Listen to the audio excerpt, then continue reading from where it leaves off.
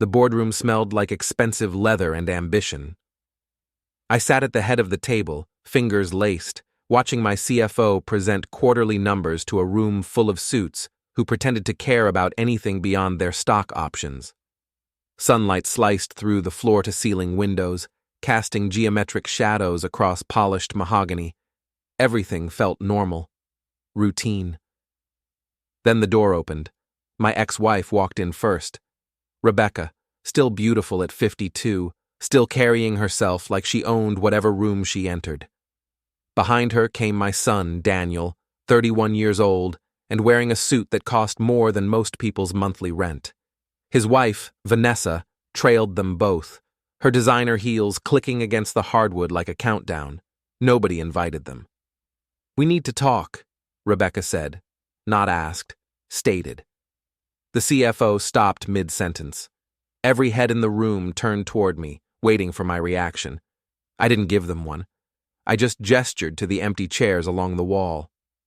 "Not there," Daniel said. His voice carried that entitled edge I'd been hearing since he turned 16. "We want seats at the table." "There aren't any available." "Make some available." I looked at him, really looked, saw the way he stood with his shoulders back, chin up, like he'd rehearsed this moment in front of a mirror, saw the way Vanessa's hand rested on his arm, supportive but also anchoring. Saw the way Rebecca positioned herself slightly ahead of them both, the puppet master who'd taught them every move. "Everyone out," I said. The room cleared in 90 seconds. My CFO grabbed his laptop and slides. Board members filed out without meeting my eyes. The door clicked shut, and suddenly it was just family. The word felt like a joke. "You look good, Tom," Rebecca said, settling into the chair my CFO had vacated. "Building a $500 million company agrees with you." "Cut the small talk," Daniel said. He sat down too, uninvited. "We're here about what's ours." "Yours." "Half the company," Vanessa added. She remained standing, probably because sitting would wrinkle her dress. "We've consulted with attorneys. Daniel is entitled to his share of the family business." I almost laughed. Would have, if the situation weren't so precisely calculated. This wasn't spontaneous. This was choreographed. The timing, the location, the unified front, they'd planned this down to the second. "Let me understand," I said. "You want me to hand over $250 million worth of equity because you owe it to your son," Rebecca said. "Because you built this company during our marriage." "I divorced you 12 years ago. The settlement was finalized. You got the house in Palo Alto, the vacation property in Aspen, and a lump sum of $18 million. "That was compensation for the marriage," Daniel said. "This is about my future, my birthright." Birthright. The word hung in the air like smoke. I leaned back in my chair, studying their faces. Rebecca wore her courtroom expression, calm, reasonable, immovable. Daniel looked defiant but nervous, his fingers drumming against the table edge. Vanessa just looked hungry. "No," I said. "No?" Rebecca's eyebrow arched. "Just no?" "That's right. No transfer of equity, no seat on the board, no piece of the company. You're not getting anything." Daniel's face flushed red. "You can't do this!" "I can, I did. We're done here." I stood up. Rebecca didn't move. Neither did Daniel or Vanessa. They just sat there, exchanging glances I couldn't quite read. Finally, Rebecca smiled. It was the same smile she'd given me the day she filed for divorce, triumphant and pitying at the same time.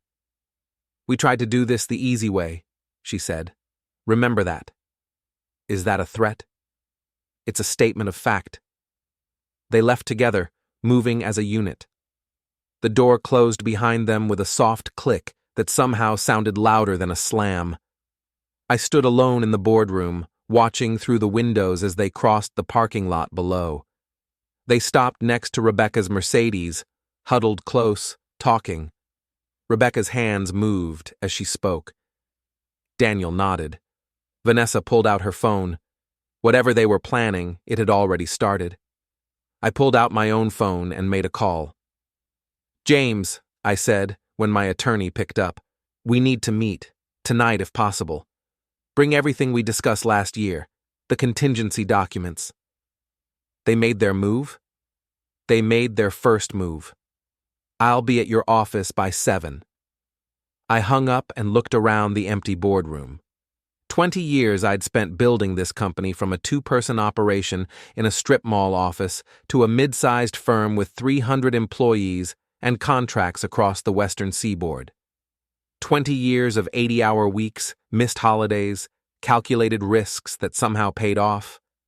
And now my ex-wife and my son wanted to walk in and take half of it because they felt entitled. The funny thing was, I'd seen this coming. Not this exact scenario, but something like it. I'd known Rebecca too long to believe she'd accepted the divorce settlement as final. She never accepted anything as final. She just waited for better opportunities. And Daniel had learned from her. He'd learned that charm and persistence could get you almost anything, and when those failed, you could always threaten litigation. They'd made one mistake, though. They assumed I'd been sitting idle for the past 12 years. I gathered my things and left the boardroom. My assistant, Patricia, looked up from her desk as I passed. "Everything okay?" she asked. "Fine. Clear my schedule for tomorrow morning. I need to make some calls." "Already done. I figured you might need the time after." She trailed off, diplomatic as always. "After my family crashed a board meeting?" "I was going to say after your unexpected guests left." I almost smiled. Patricia had worked for me for 15 years. She'd been there through the divorce, through Daniel's teenage years when he'd refused to speak to me for 8 months straight, through every family crisis that had spilled over into my professional life. She knew the players. She knew the game. "Thank you, Patricia." "For what it's worth," she said, "I never liked them." "It's worth quite a bit, actually." I drove home through evening traffic, the Pacific Coast Highway stretching out ahead of me like a ribbon of possibility. The ocean churned gray and restless to my right. The city sprawled inland to my left, all glass towers and digital billboards advertising things nobody needed. I'd moved to this coastal city 23 years ago with Rebecca, back when we were still pretending our marriage worked. Back when Daniel was 8 and still looked at me like I might know something worth knowing. Those days felt like somebody else's life now. My house sat on a cliff overlooking the water. Not a mansion. I'd never wanted a mansion. But a solid piece of mid-century architecture with clean lines and walls of windows. The divorce had split our assets down the middle, but this property had been titled in my name alone, purchased before the marriage. Rebecca had fought for it anyway. Lost. Held a grudge. I parked in the garage and sat there for a moment, engine ticking as it cooled. My phone buzzed. Text message from a number I didn't recognize. "You should have taken the deal. What comes next is on you." I deleted it without responding. Inside, the house felt too quiet. I'd lived alone for 12 years and still hadn't gotten used to it. I poured 2 fingers of scotch, stood at the kitchen window watching the sunset paint the ocean orange and purple. Somewhere out there, Rebecca was making phone calls. Daniel was probably getting drunk, convincing himself he'd been brave and strong in that boardroom. Vanessa was likely already posting something cryptic on social media about family loyalty. And I was here, drinking scotch and thinking about next moves. My phone rang. James, my attorney. "I'm at your office," he said. "Patricia let me in. Where are you?" "Home. I'll be there in 30 minutes. "Tom, whatever you're thinking." "I'm thinking they declared war. I'm thinking we respond appropriately. Just get here. We need to talk strategy, not revenge. Who says those are different things?" I hung up, finished my scotch, and headed back out into the night. The Pacific Coast Highway at dusk was all taillights and brake lights, a slow-moving river of metal and glass. I took surface streets instead, cutting through neighborhoods where families sat down to dinner and kids did homework, and nobody was plotting how to destroy each other. James was waiting in my office, papers spread across my desk like evidence at a crime scene. He looked up when I entered, his expression grim. "This is bad," he said without preamble. "What is?" "They filed a lawsuit 3 hours ago. It hit my office email while I was driving over here." He handed me his tablet. I read the complaint. It was exactly what I'd expected. Allegations of financial impropriety, claims that I'd hidden assets during the divorce, demands for a full audit of the company with the intent of reclaiming Rebecca's supposedly rightful share. And a new wrinkle. Daniel claimed I'd promised him ownership stakes in exchange for his work during college internships. Complete fiction, but convincingly argued. "They're smart," James said. "The suit doesn't have merit, but it'll tie up the company for months, maybe years. Discovery alone will cost you hundreds of thousands in legal fees, and the publicity. We'll make investors nervous. We'll make clients reconsider contracts. We'll make everyone wonder if there's fire behind the smoke." Exactly. I set down the tablet and walked to the windows. The city glittered below, unaware and unconcerned with my problems. Somewhere out there, Rebecca was celebrating her brilliant opening move. She'd always been 2 steps ahead in every argument, every negotiation. She thought in chess terms while most people were still playing checkers. But she'd made one assumption that might cost her everything. She assumed I still played by the same rules she did. "James," I said, still facing the window, "do you remember that conversation we had last year? The one about asset protection and structural firewalls?" "Of course. We implemented everything you asked for." "And the secondary corporation? The one nobody knows about?" "Registered in Delaware. Completely separate entity. What are you thinking?" I turned to face him. "I'm thinking this lawsuit targets the wrong company. I'm thinking all that discovery they're demanding will reveal exactly what I want them to see and nothing more. I'm thinking maybe it's time we let them win a battle so we can win the war." James studied me for a long moment. "You've been planning this." "I've been preparing for every possible scenario. There's a difference." "Is there? This time, maybe not." We spent the next 3 hours going through documentation. James confirmed what I'd already known. The lawsuit would be expensive and public, but ultimately futile. The company they were targeting had value, but not the value they imagined.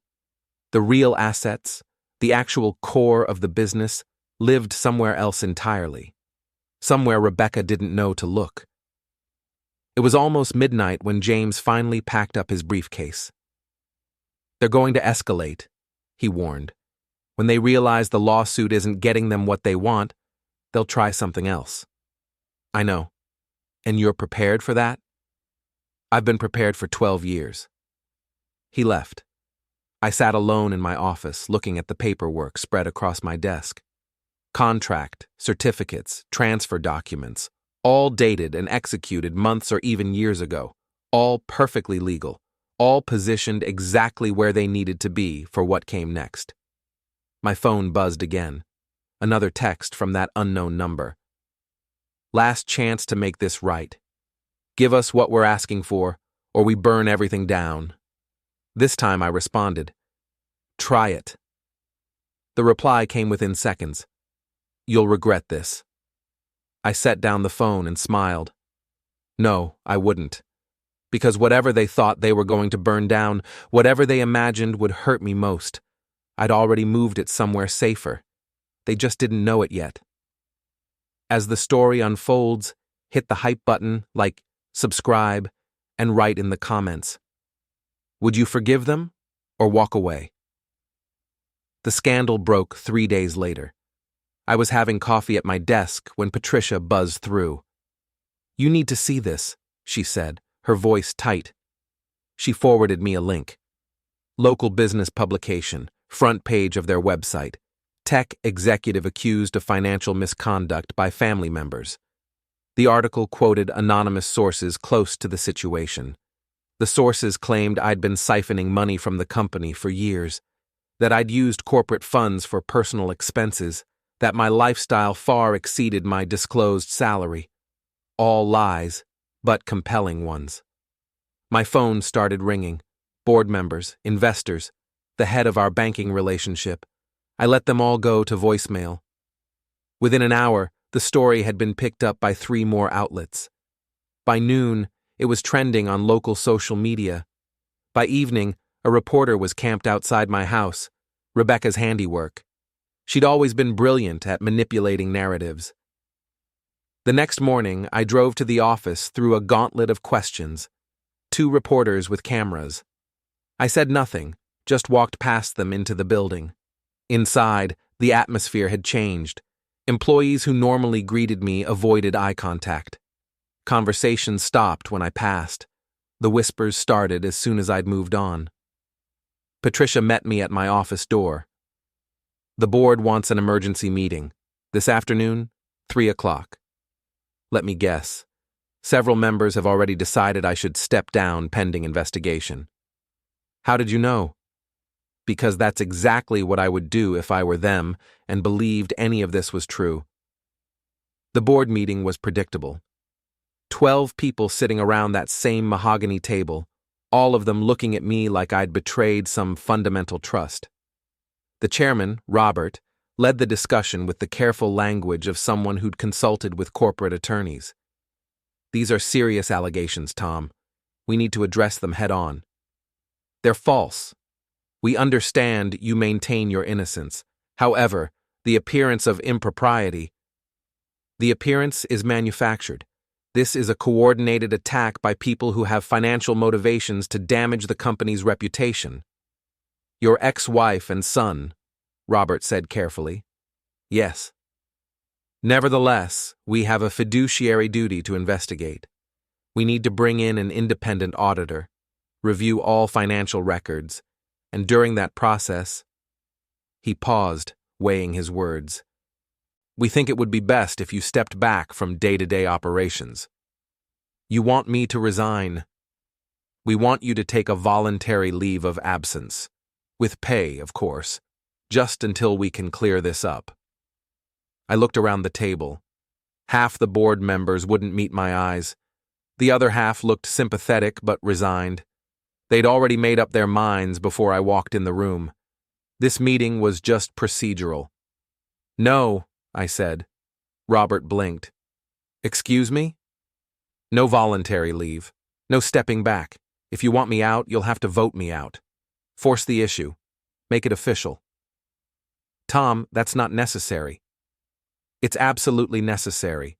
Because when this all comes out as a fabricated attack, I want everyone to remember who stood by me and who cut and ran at the first sign of trouble. The room went silent. Robert exchanged glances with the board member to his right, a venture capitalist named Patricia, who'd been with us since the Series B round. We'll table this discussion, Robert finally said.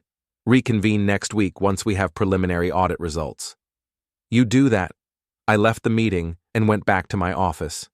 Patricia was waiting with a stack of message slips. You're going to want to see these, she said. 23 messages. Clients asking about the allegations, partners requesting reassurance, vendors suddenly concerned about payment terms. The article had done its job. It had planted doubt, and doubt spread faster than truth ever could. I spent the rest of the day on damage control, phone calls, emails, carefully worded statements that acknowledge the allegations without dignifying them with detailed responses. By the time I left the office at 8, I was exhausted and angry in equal measure. The reporter was still outside my house. Mr. Harrison, do you have any comment on the allegations? I ignored him, pulled into my garage, closed the door behind me. Inside the house, I poured scotch and stood at the window. My phone kept buzzing. More texts from that unknown number. See how easy it was? You're losing control. Give us what we want and this stops. I didn't respond. Instead, I called James. The narrative is getting away from you, he said without preamble. My firm has been getting calls too, people asking if we're still representing you, if we believe the allegations. Do you? Of course not. But belief isn't the issue. Perception is. Then we change the perception. How? Rebecca's sources are anonymous. You can't disprove allegations that don't cite specific incidents. It's all innuendo and implication. So we give them something specific to focus on, something that proves the entire narrative is fabricated. What do you have in mind? I told him. He was quiet for a long moment. That's risky, he finally said. If it backfires, it won't. You can't know that. I can, because I've been documenting everything for 12 years. Every financial decision, every expense, every dollar that came in and every dollar that went out. Everything is above board, James. Everything is defensible. Then release the audit voluntarily, beat them to it, show complete transparency. No. Why not? Because they're expecting me to defend myself. They want me on the defensive, scrambling to prove my innocence. The moment I do that, they control the narrative. They get to keep making allegations and I keep having to refute them. It's a losing game. So what's the alternative? We let them think they're winning. We let them get confident. We let them push harder. And then? Then they make a mistake. James sighed. I hope you know what you're doing. I do. Trust me. But the truth was, I wasn't entirely sure. Rebecca was smart. She'd think 3 moves ahead. But she also had a blind spot. She believed everyone operated from the same emotional space she did. She believed everyone wanted validation and vindication as much as she did. She was wrong about that. The next morning, things escalated. I arrived at the office to find the locks had been changed. Patricia stood outside the main entrance with a security guard I didn't recognize. I'm sorry, Mr. Harrison, the guard said. I have instructions not to let you in the building. Instructions from whom? The board chairman. He said there was a restraining order. There's no restraining order. I'm the CEO of this company. I'm just following orders, sir. Patricia looked miserable. Tom, they did it late last night. Robert sent an email at 11 p.m. saying they'd voted to place you on administrative leave. They're calling it a protective measure during the investigation. They voted without me present? Emergency session. They claimed it was necessary to protect company assets. I felt the rage building, but kept my voice level. Did they at least let you retrieve my personal items? They said everything in your office is subject to the investigation. Nothing can be removed until the audit is complete. So this was their play. Lock me out. Limit my access to records. Make it look like I was being treated as a hostile actor. All of it calculated to make investors and clients nervous. All of it designed to force my hand. I nodded slowly. Okay. Okay? Patricia looked confused. I'm not going to make a scene. Tell Robert I'll be consulting with my attorneys about the legality of this action. Until then, I'll work remotely. I turned and walked back to my car. The security guard looked relieved. Patricia just looked worried. I pulled out of the parking lot and drove, not back home, but to the secondary office building I maintained across the city. The one nobody at the main office knew about. It was a small space in a converted warehouse district. 2 rooms, basic furniture, high-speed internet. I'd set it up 3 years ago as a backup location, telling the landlord I needed a quiet space for focused work.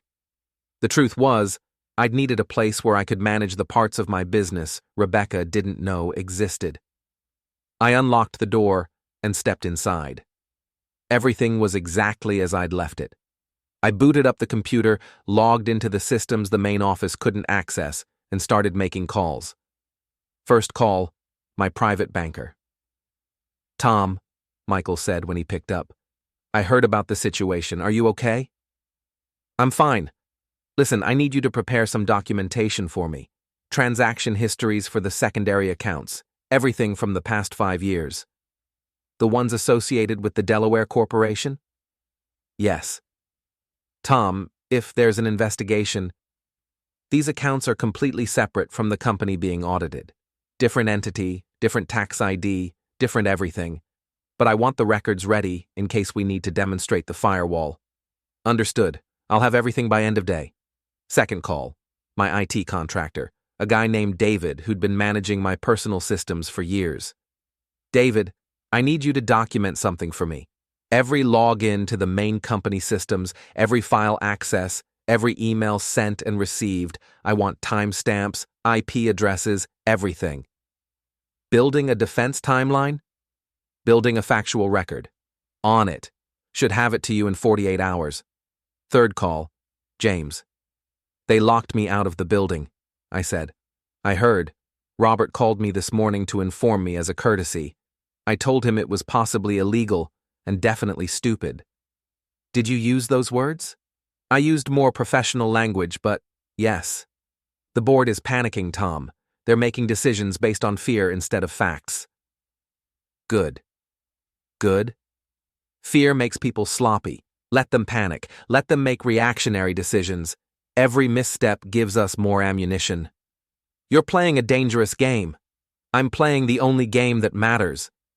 I spent the rest of the day at the secondary office, working through the business that kept running regardless of board drama. The Delaware Corporation was a consulting entity that contracted with our main company, but also had independent clients. It was profitable. It was legitimate. And it was completely invisible to anyone who didn't know where to look. Rebecca didn't know where to look. That evening, I got a call from an unknown number. This time I answered. Hello, Tom. Rebecca's voice, warm and friendly, like we were old friends catching up. Rebecca. I heard about your troubles at work. I'm sorry it came to this. Are you? I really am. You know I never wanted to hurt you. But Daniel deserves his inheritance, and you were being unreasonable. So you destroyed my reputation instead? I didn't destroy anything. I just pointed out some concerning patterns. If there's nothing wrong with your finances, the audit will clear you. And if the damage is already done by the time the audit finishes? Well, she paused. That's unfortunate, but avoidable. You can still make this right, Tom. Transfer the equity Daniel is entitled to.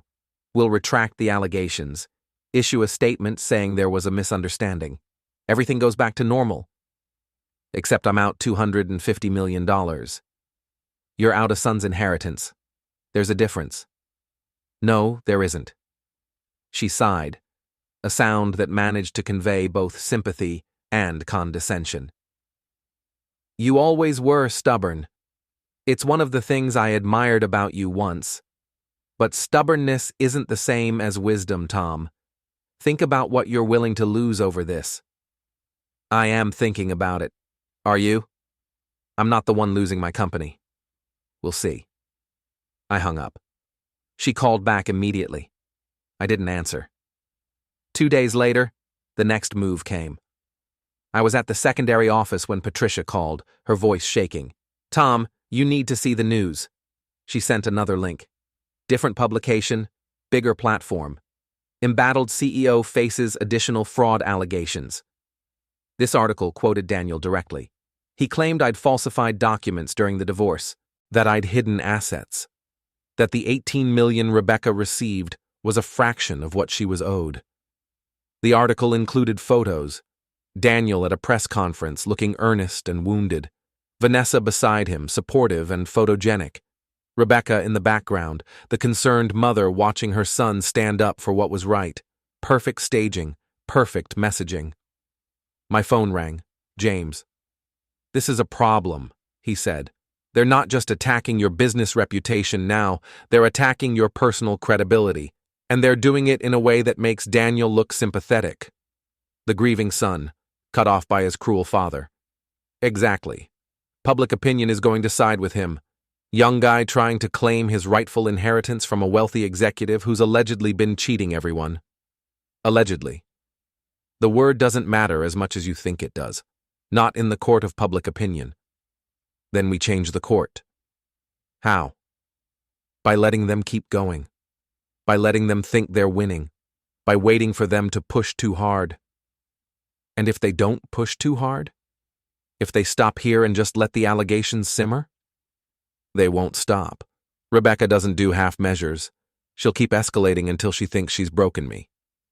You sound very certain. I was married to her for 15 years. I know how she operates. That night, I got another text from the unknown number.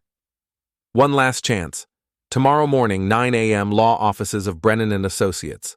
Come alone.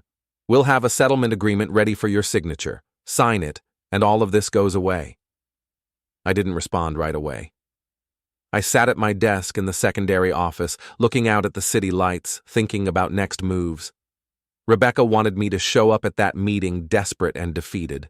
She wanted me to sign whatever they put in front of me just to make the pain stop. She was going to be disappointed. I texted back, "I'll be there." The response came immediately. "Smart choice." I called James. "I'm meeting with them tomorrow morning. Brennan and Associates, 9 a.m. Tom, I strongly advise against—" "I'm not signing anything. I'm going to hear their terms, and then I'm going to walk out." "Then why go at all?" "Because I want them to see my face when I say no. I want them to understand that everything they've done has failed.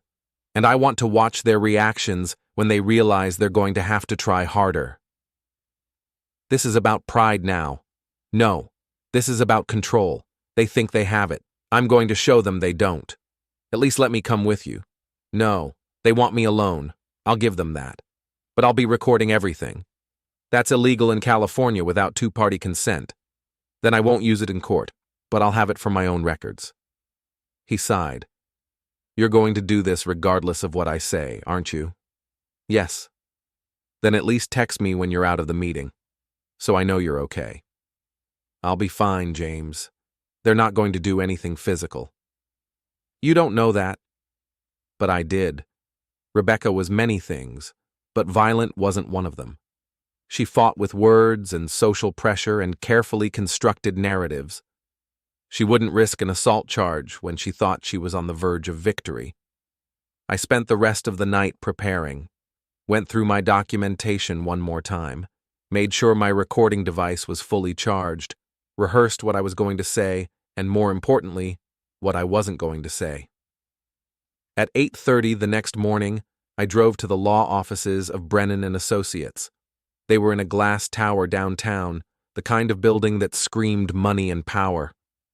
I parked in the visitor garage, took the elevator up to the 15th floor, and walked into a reception area decorated in aggressive minimalism. The receptionist looked up. "Mr. Harrison?" "Yes." "They're expecting you. Conference room B." She gestured to a hallway. I followed it to a set of double doors. Through the glass panel, I could see them waiting. Rebecca at the head of the table, Daniel to her right, Vanessa next to him, and two men in expensive suits who were probably the Brennan attorneys.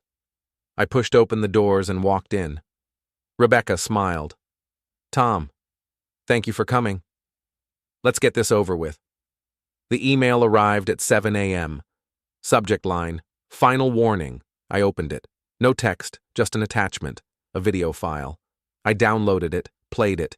Security footage from the night of the fire, grainy black and white. Timestamp showing 2:47 a.m. And there, clear as day, a figure approaching the building. Wearing a jacket I owned, walking with my gait, carrying something that could have been an accelerant. Except it wasn't me.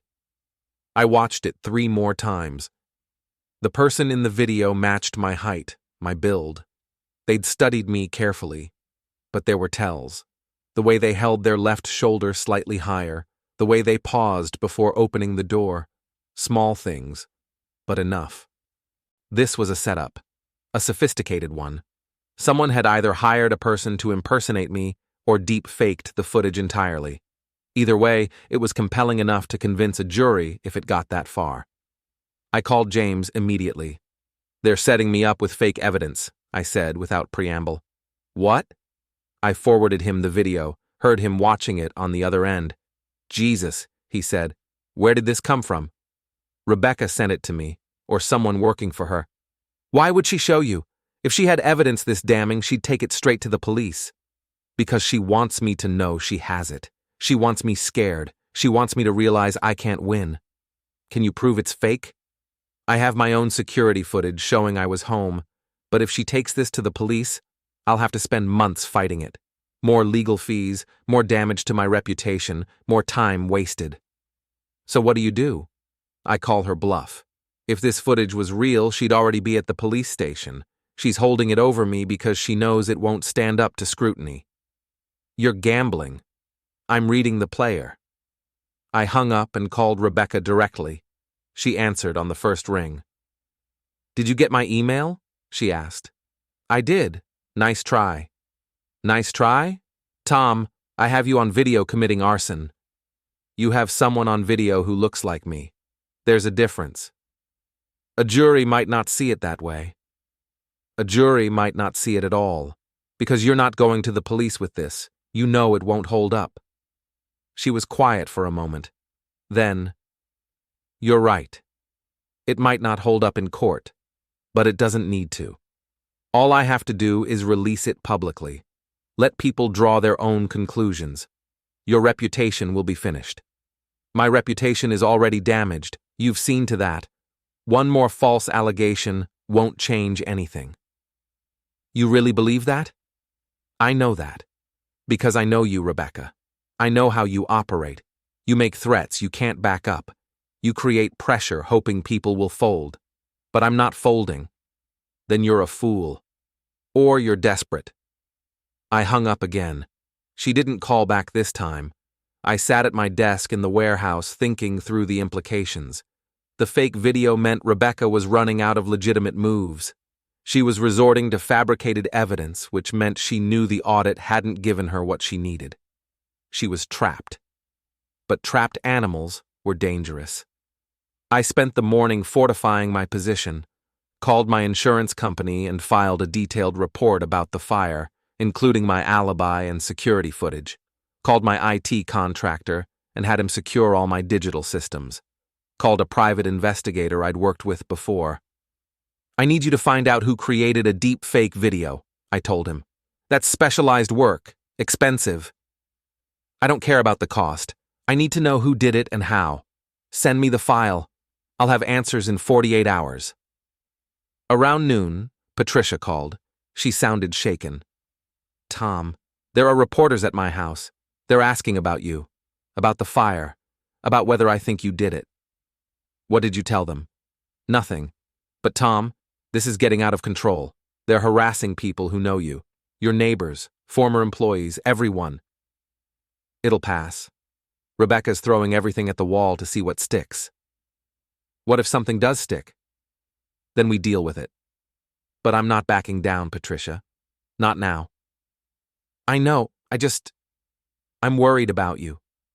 Don't be. I've got this under control. But did I?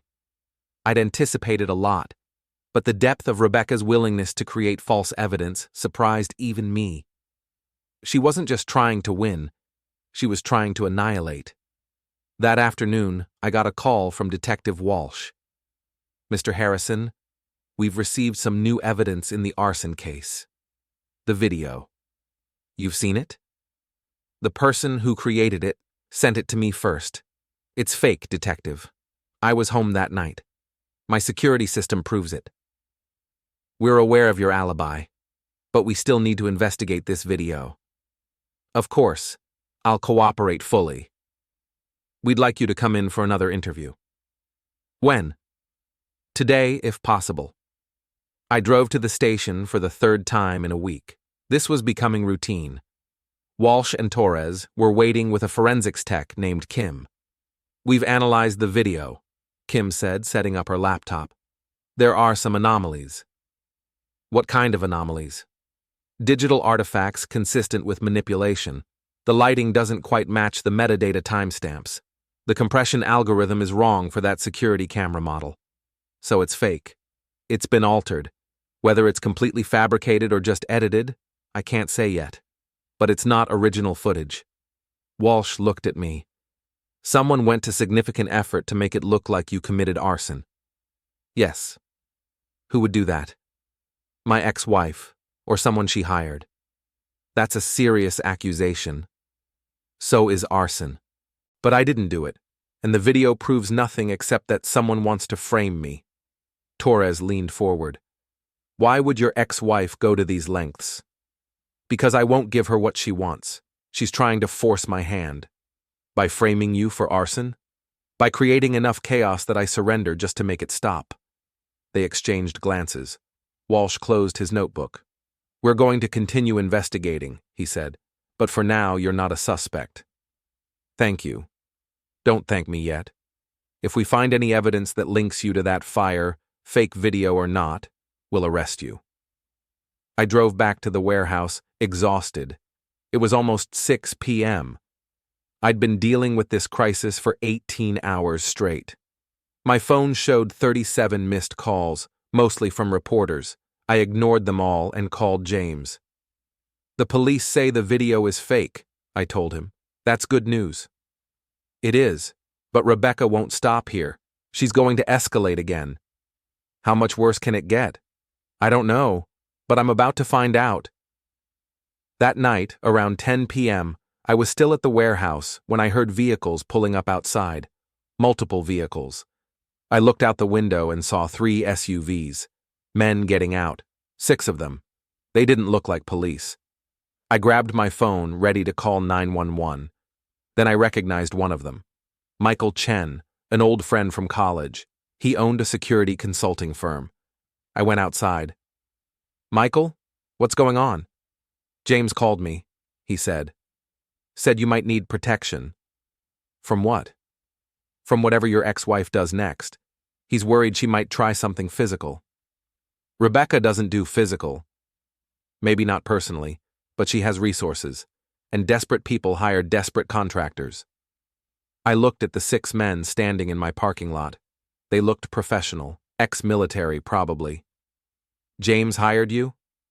He did. 24/7 protection until this situation resolves. We'll rotate shifts. You won't even notice we're here.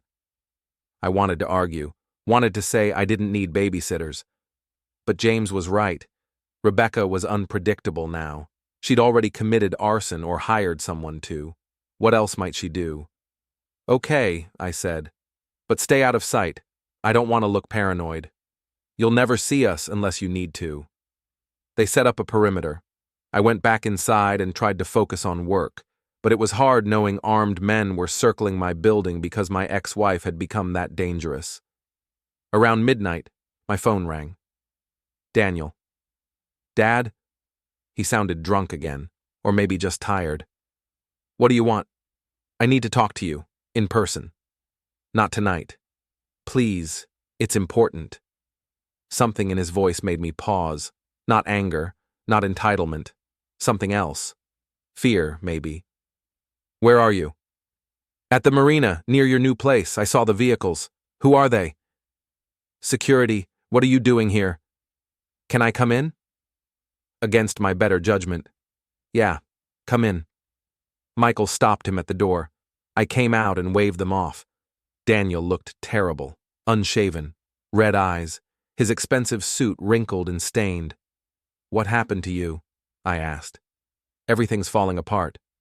He followed me inside. Mom said we'd won. She said the video would force you to surrender. But now the police are saying it's fake, and the audit showed you moved all the money, and she's talking about doing something else, something worse. What something else? I don't know. She won't tell me. But she's meeting with people I don't recognize, paying them cash. Dad, I think she's planning something illegal. She already committed arson. No. He looked at me. She paid someone to do that. Someone she found through Vanessa's brother. He knows people. Criminals. Yeah. I sat down heavily. Why are you telling me this? Because I'm scared. This was supposed to be about getting what I deserved, about my inheritance.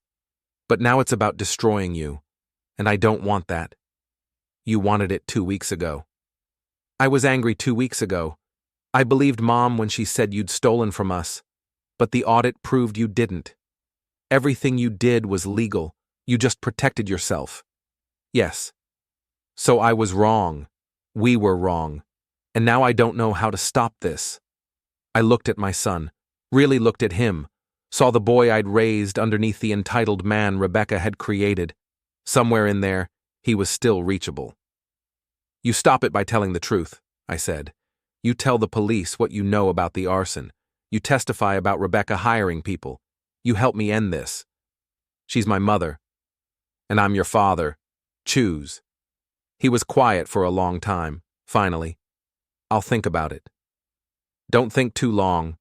Whatever she's planning, it's going to happen soon. He left. Michael intercepted him on the way out, made sure he actually left the property. I sat alone in the warehouse thinking about the conversation. Daniel was breaking. The certainty Rebecca had instilled in him was cracking. If I could push him just a little further, he might flip completely. But did I want that? Did I want to destroy his relationship with his mother just to win? Yes. Because she'd already destroyed his relationship with me. Fair was fair. My phone buzzed. Text from the private investigator. Found the video source. You're not going to like it. I called him. Talk to me. The deep fake was created by a company in Eastern Europe.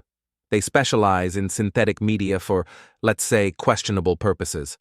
Your ex-wife paid them $50,000 through a cryptocurrency exchange. You can prove this? I can trace the payment. Whether that'll hold up in court depends on a lot of factors. But yeah, she paid for it. Send me everything you have. Already sent. Check your email. I opened the files. Transaction records. Communication logs. Everything I needed to prove Rebecca had commissioned the fake video. I forwarded it all to James and Walsh. Then I sat back and waited. The trap was closing, not on me, on her. The police arrested Rebecca at 9 a.m. the next morning. I didn't know about it until James called with the news. Walsh got your evidence. They traced the cryptocurrency payment. It led right back to Rebecca's financial advisor, who confirmed she authorized it. Where is she now? County jail. Arraignment is set for this afternoon. They're charging her with conspiracy to commit arson and obstruction of justice. I should have felt triumphant.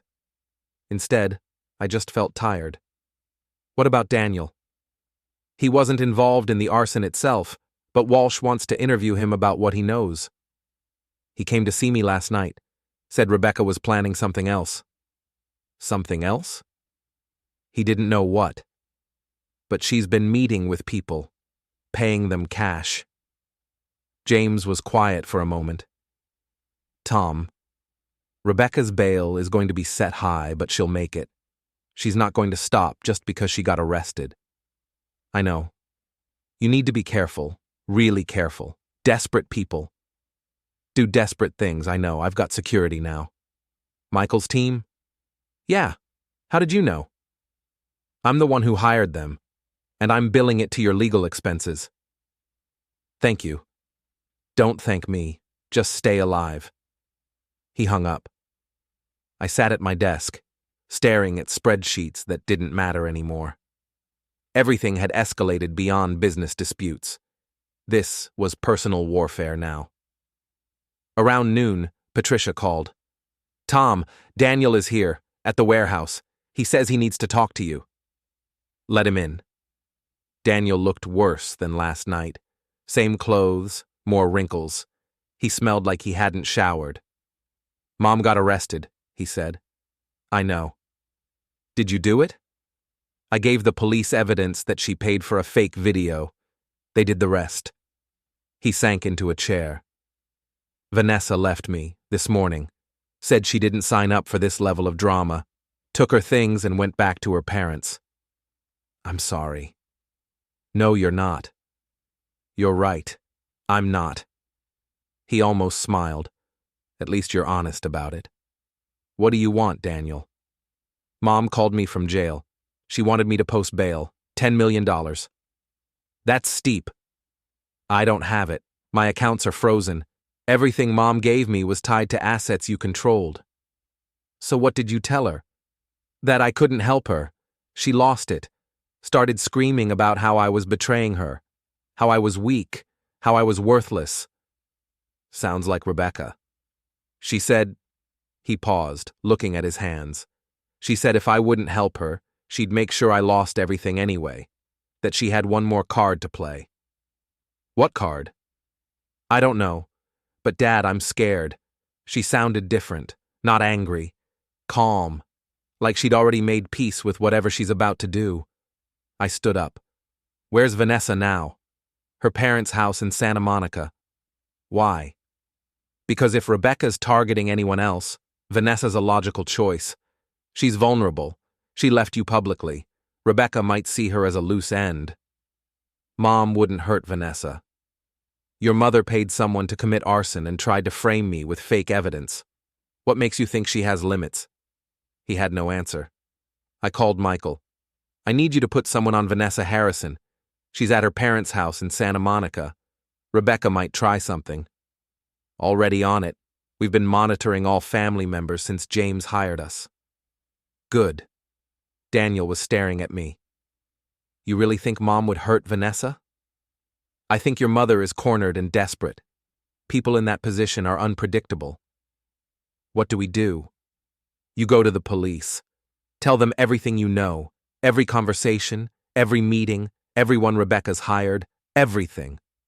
That'll destroy her. She's already destroyed. You're just documenting the debris. He left to meet with Detective Walsh. I spent the afternoon fortifying every aspect of my business and personal security, changed passwords, enabled two-factor authentication, had Michael sweep my house and warehouse for bugs. We found 2 listening devices, one in my home office, one in the warehouse conference room. Professional grade, Michael said, showing me the tiny transmitters. Someone wanted to know everything you were saying and doing. How long have they been there? Based on the battery life, maybe a week. Could have been installed after the bomb threat evacuation. Can you trace them? Not easily. They're generic enough that they could have been bought anywhere. But the installation was professional. This wasn't amateur hour. I thought about that. Rebecca had hired security professionals to bug my spaces, which meant she'd been listening to everything. Every call with James, every conversation with Patricia, every strategy session. She knew everything I was planning, which meant everything I'd said in those spaces was potentially compromised. I'd have to assume she'd heard it all and planned accordingly. My phone rang. Unknown number. I almost didn't answer, then decided I needed to know who it was. Hello? Tom? A man's voice, deep, unfamiliar. We need to meet. Who is this? Someone Rebecca hired to solve a problem, but the problem's gotten complicated. We need to talk about how to simplify it. My chest tightened. What kind of problem? The kind that involves you disappearing permanently. She paid me $100,000 up front, another 100 when the job's done. But I'm starting to think the job isn't worth it. Why not? Because you've got professional security now. Because the police are watching. Because this whole thing's gotten too messy. So I'm offering you a deal. You pay me $200,000 to walk away. I give you everything Rebecca told me. We both go our separate ways. How do I know you're legitimate? You don't. I'd just do it. The fact that I'm calling means I'd rather take your money than risk jail. I thought about it. $200,000 to neutralize a threat. It was probably a scam. But if it wasn't, where do you want to meet? The marina. 1 hour. Come alone. Bring cash. I don't keep that kind of cash around. Then bring a cashier's check. I'm not picky. He hung up. I sat there, phone in hand, trying to decide if this was real or another setup. Either way, I needed to know. I called Michael. They want to meet at the marina in an hour to negotiate walking away. That's obviously a trap. Probably. But what if it isn't? Then you wire them the money from a safe location. You don't meet them in person. They want cash or a cashier's check. Of course they do. Tom, you can't go to this meeting. I have to know if it's real. Then let my team go. We'll handle it. They won't talk to your team. They'll just disappear. Michael sighed. If you're going, we're going with you. Full surveillance, armed backup, the whole package. Agreed. I called my bank, arranged for a cashier's check for $200,000, drove to pick it up. The bank manager looked concerned, but didn't ask questions. I signed the paperwork and left with the check in my pocket. Michael's team met me at the warehouse. 6 men, all armed. We went over the plan. I'd meet with the contact. They'd maintain overwatch positions. If anything went wrong, they'd intervene.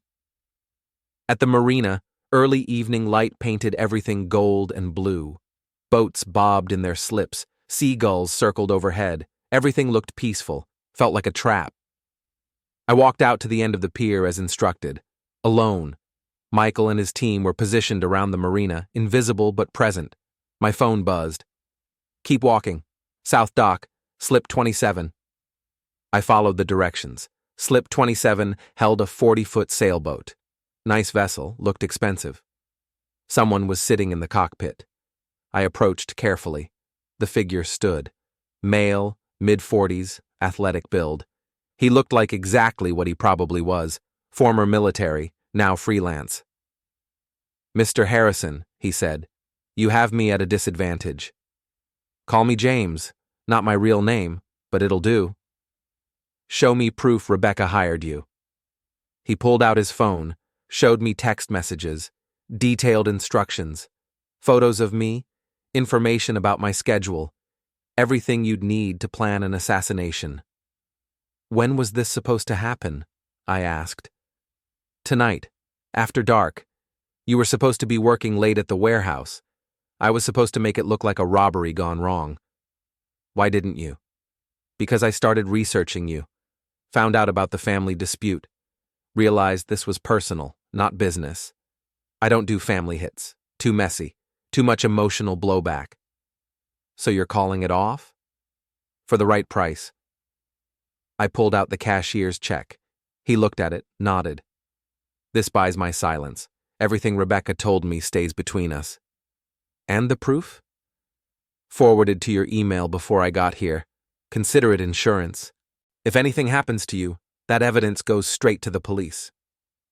"How do I know you won't just take the money and still do the job?" "You don't. But I'm a professional. I don't break contracts lightly. And I definitely don't break contracts twice. Bad for business." He took the check, pocketed it, started to walk away, then turned back. "One more thing. Rebecca's not working alone. She's got a partner, someone with resources, someone who wants you gone as much as she does." "Who?" "I don't know, she wouldn't say, but they've got money and connections. Watch your back, Mr. Harrison." He left, disappeared down the dock. I stood there, processing what I'd learned, and she had a partner. I walked back to where Michael was waiting. "Did you get all that?" I asked. He held up his phone, showing the recording. "Every word, and we got photos of him. We'll trace him." He said Rebecca has a partner. Could be bluffing. Could be true. We drove back to the warehouse. I forwarded James's evidence to Detective Walsh with a note. Evidence attached. My phone rang 5 minutes later. "Walsh. Mr. Harrison, this evidence is extremely serious." "I know. Where did you get it?" "The contractor contacted me, offered to walk away for a payment. I recorded the conversation." "That's dangerous, and possibly illegal. But is it admissible?" Walsh paused. "I'll consult with the DA, but Tom, you can't keep taking these risks. Let us handle this." "I will, but first you need to find Rebecca's partner, the person who's backing her financially." "We're working on it." He hung up. I sat in my office, exhausted. Daniel had gone to the police. Rebecca was in jail facing additional charges. But somewhere out there, someone else was pulling strings, someone with resources and motivation. Around midnight, my phone buzzed. Text from an unknown number. "Rebecca failed, I won't." I forwarded it to Walsh and Michael. Then I turned off my phone and tried to sleep. But sleep wouldn't come. Because I knew what this meant. The war wasn't over. It was just beginning. The next morning, I woke to find my warehouse surrounded by police vehicles. Not threatening, protective. Walsh had assigned patrol units after the text message. They sat in the parking lot, visible and vigilant. Daniel called around 8 a.m.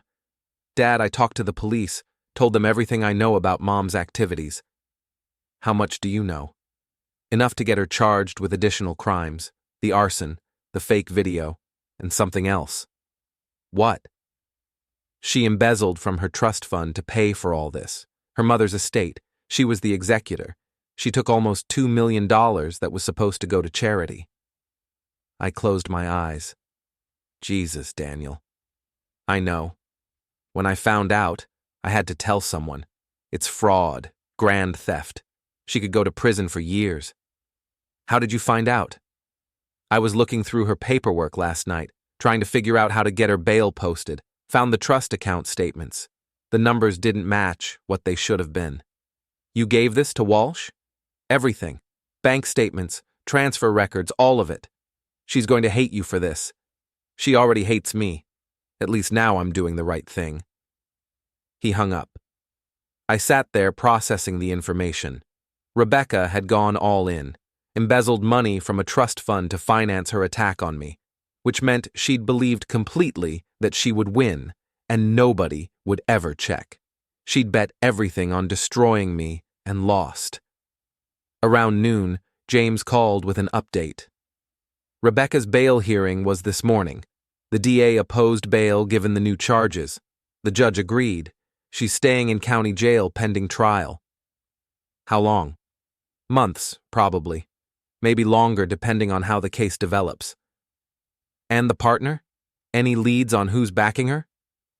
Nothing solid, but Walsh is investigating everyone in Rebecca's social circle, looking for unusual financial relationships. I spent the afternoon at the warehouse, trying to focus on normal business. But normal felt impossible. Every phone call could be a threat. Every unexpected visitor could be dangerous. The police presence outside helped, but it also made everything feel surreal. Around 5 p.m., Patricia stopped by. Tom, we need to talk about the company transition. What about it? You've moved most of the key employees over to the new entity, but there's still the old company to deal with. The board, the assets that remain, the clients who haven't migrated. Let the board handle it. They can't. Without you, the company's rudderless. Robert is trying, but he doesn't understand the operations like you do.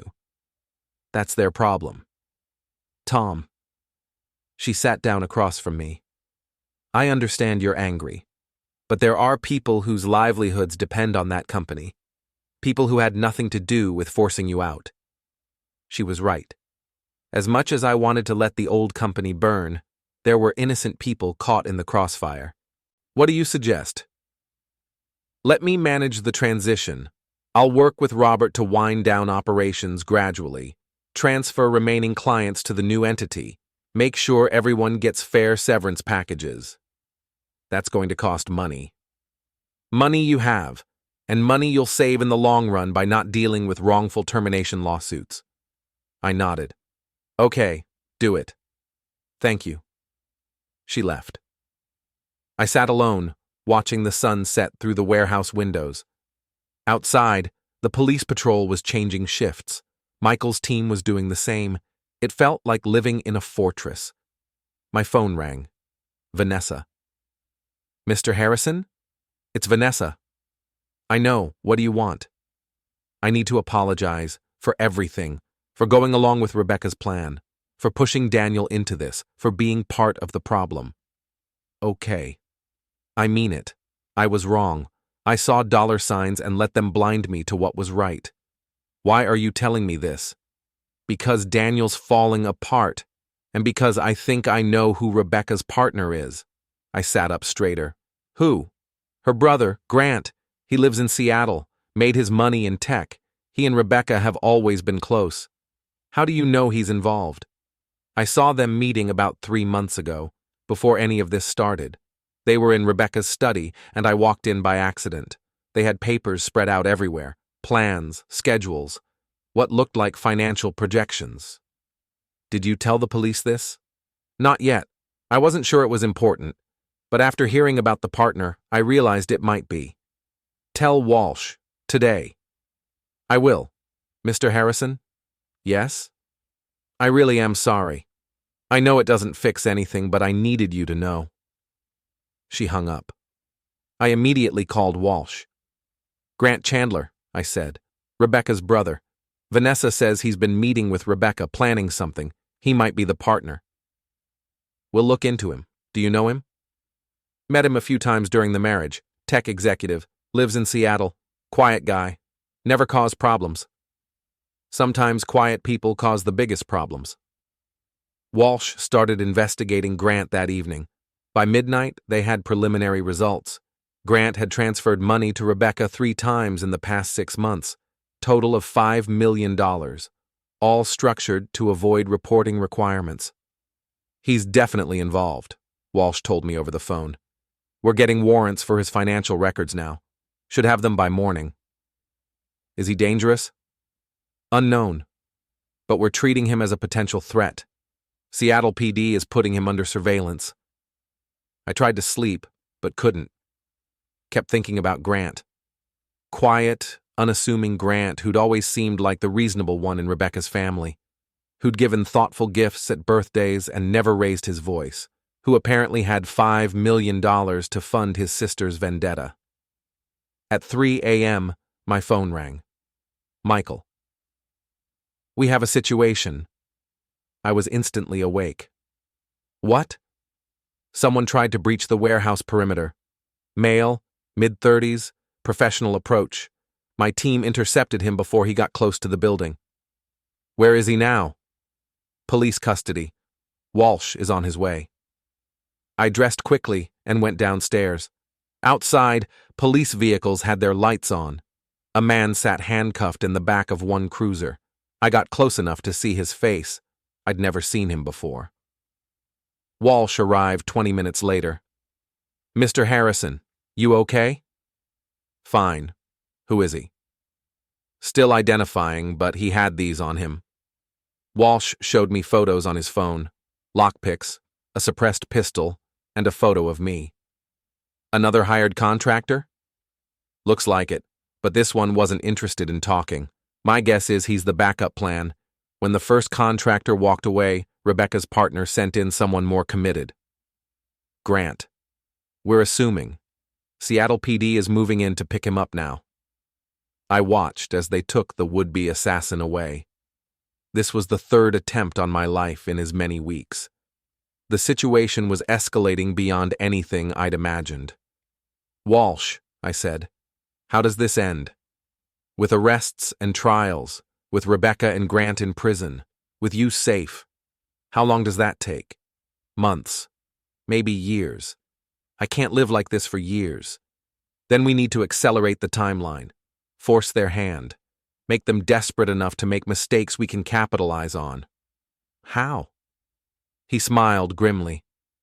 We give them a target they can't resist. The next day, Walsh explained his plan. They would stage a public event. A charity gala I'd been scheduled to attend before all this started. They'd announce I was still going, make it public, let Rebecca and Grant know exactly where I'd be and when. You're using me as bait, I said. We're using you as an opportunity. They'll make a move. We'll be ready. What if you're not ready enough? Then we have a problem. But Tom, this is the fastest way to end this.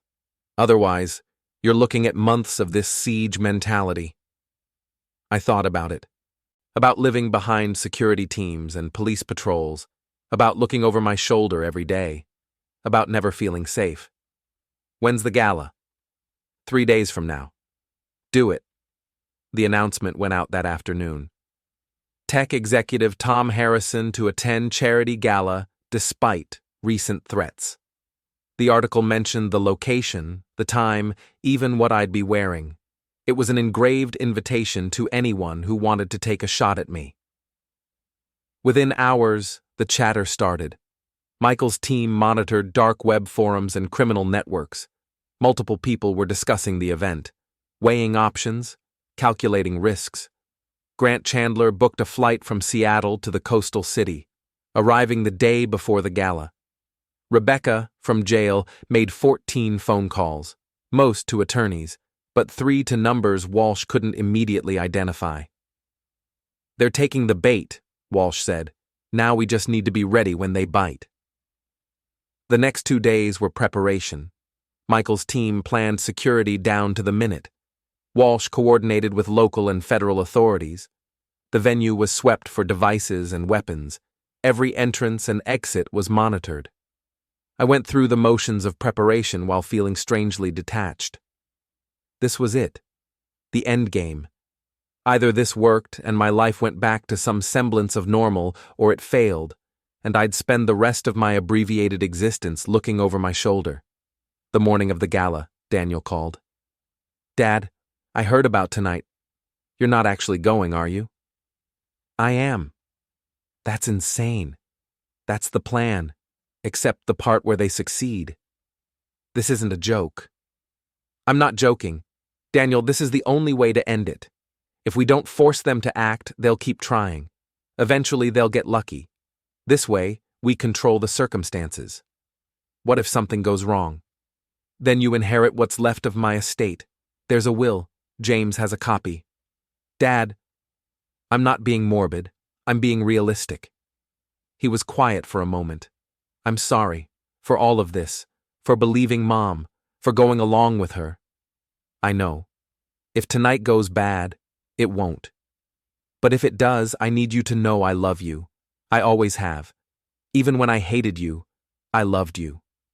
I love you too, Daniel." I hung up before the emotion got too thick. Spent the rest of the day trying to stay busy. Reviewed contracts. Answered emails. Acted like this was a normal day instead of potentially my last. At 6 p.m., I got dressed. Black suit, crisp white shirt, no tie, exactly as the article had described. Michael's team arrived at 6:30. They'd be with me every step of the way, visible and armed. Walsh met us at the venue. The gala was being held at a restored industrial building on the waterfront. Beautiful space, exposed brick, high ceilings, wall of windows overlooking the harbor. "We've got 50 undercover officers in the crowd," Walsh said, "plus your security team, plus snipers on neighboring roofs.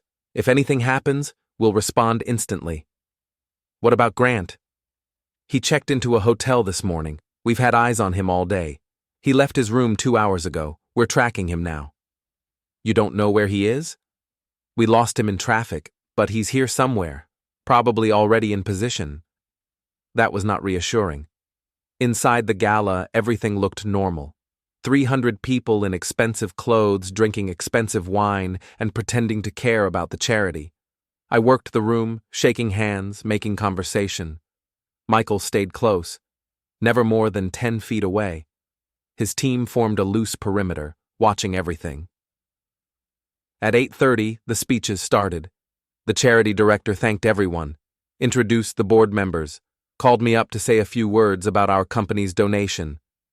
I walked to the stage, stood at the podium, looked out at the crowd of faces, trying to spot which one might be Grant. Couldn't see him, started speaking about the charity's work, about the importance of supporting education, standard corporate platitudes that nobody really listened to.